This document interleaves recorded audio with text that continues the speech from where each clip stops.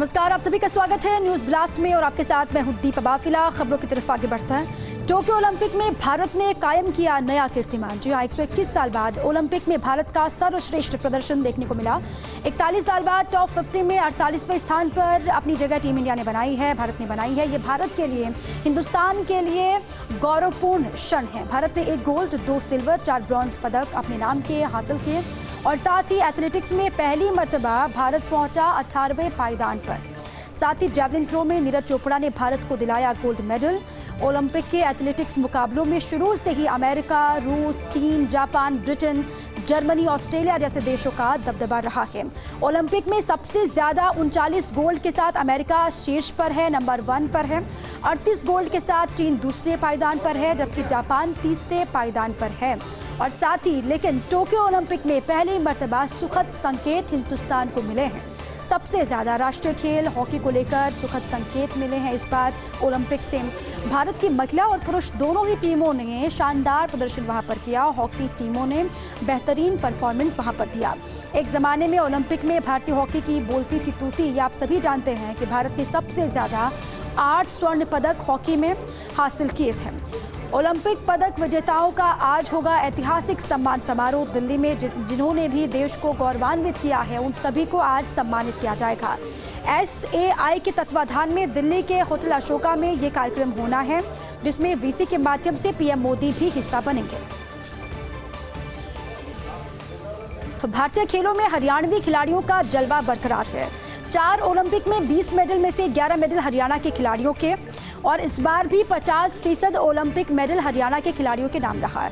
Asian games में भी 33% medal जीते थे हरियाणा के खिलाड़ियों ने। और साथ ही हरियाणा में स्कूल से ही बच्चों को खेलों के लिए तैयार किया जाता है, ये मौका उनको दिया जाता है।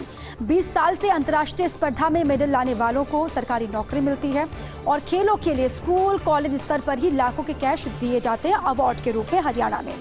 हरियाणा सरकार अपने कोच की ट्रेनिंग भी विदेशों में करवाता है और साथ ही जीतने वाले खिलाड़ी के कोच को 20 लाख रुपए तक का इंसेंटिव दिया जाता है। हरियाणा में जगह जगह खेल नर्सरियां हैं, जहां ट्रेनिंग के साथ प्रोत्साहन भी मिलता है।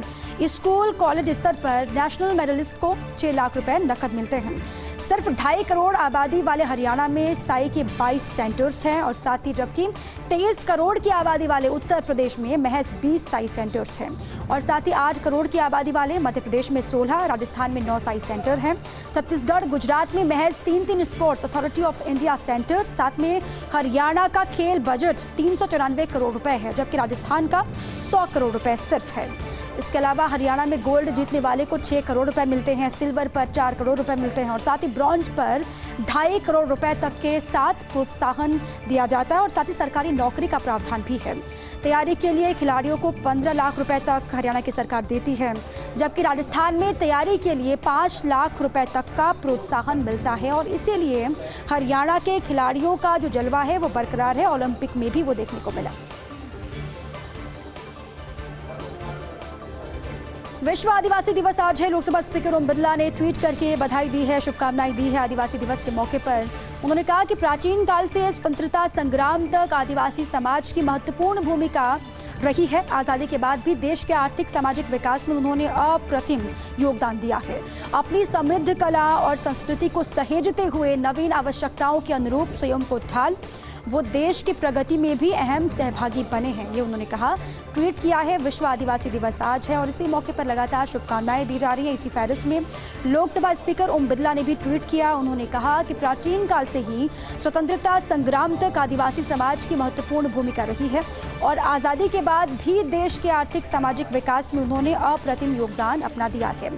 साथ ही अपनी समृद्ध कला संस्कृति को सहेजते हुए नवीन आवश्यकताओं के अनुरूप स्वयं को ढाला और वो देश की प्रगति में भी अहम सहभागी बने हैं, ये ट्वीट के जरिए लोकसभा स्पीकर ओम बिरला ने कहा है।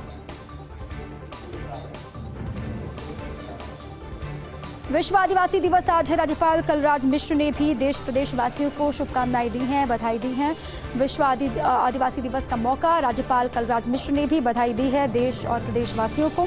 राज्यपाल मिश्र ने आदिवासी दिवस पर आह्वान किया वनवासी बंधुओं की लोक संस्कृति एवं लोक परंपरा को जीवंत बनाए रखने का सभी से आह्वान किया है और साथ ही आदिवासियों के सर्वांगीण प्रगति सुनिश्चित किए जाने का भी सभी से आह्वान किया। उन्होंने कहा कि आदिवासी कल्याण के लिए हम सभी को मिलजुल करके सक्रिय भागीदारी निभानी होगी और उनके विकास के लिए सभी को वचनबद्ध होना होगा, ये भी आह्वान किया है। राज्यपाल कलराज मिश्र ने अपने ट्वीट के जरिए उन्होंने बधाई दी और साथ ही उन्होंने कहा कि वनवासी बंधुओं की लोक संस्कृति और लोक परंपरा को जीवंत बनाए रखना सभी की जिम्मेदारी है, सभी को इसके लिए सोचना होगा और आदिवासियों के सर्वांगीण विकास सुनिश्चित करने का भी आह्वान उन्होंने सभी से किया है। उन्होंने कहा कि आदिवासी कल्याण के लिए हम सभी को मिलजुल करके आगे बढ़ना होगा, सक्रिय भागीदारी निभानी होगी।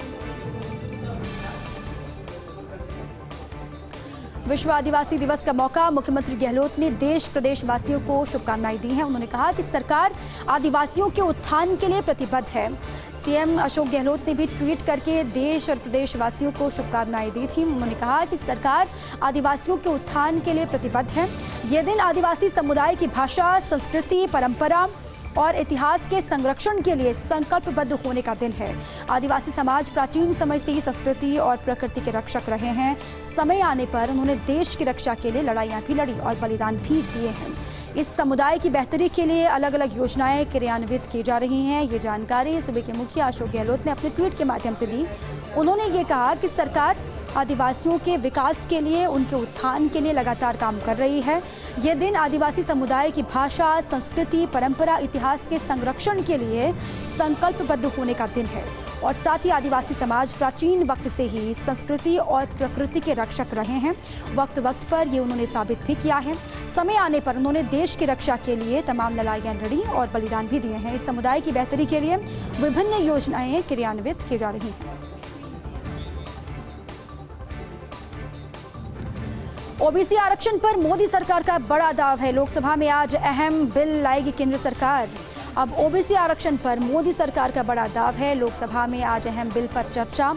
127वां संविधान संशोधन बिल के द्वारा आर्टिकल 342(a)(3 होगा लागू। आर्टिकल 342(a)(3 से राज्यों को मिलेगा ओबीसी लिस्ट का अधिकार और साथ ही वो अपने हिसाब से ओबीसी समुदाय की लिस्ट तैयार कर सकेगी। बिल के पारित होने के बाद राज्यों को नहीं रहना होगा केंद्र पर निर्भर। इस बिल को लेकर काफी हंगामा भी सदन में अभी हो रहा था। राजस्थान विश्वविद्यालय के कॉलेजों में प्रवेश प्रक्रिया शुरू। महारानी महाराजा कॉमर्स और राजस्थान कॉलेज में प्रवेश शुरू हो रहे हैं। प्रवेश के लिए छात्र 19 अगस्त तक ऑनलाइन आवेदन कर सकेंगे और इसके बाद 12वीं के परसेंटेज के आधार पर कट ऑफ जारी होगी। 12वीं के परसेंटेज समान होने पर 10वीं के अंकों से प्रवेश मिलेगा।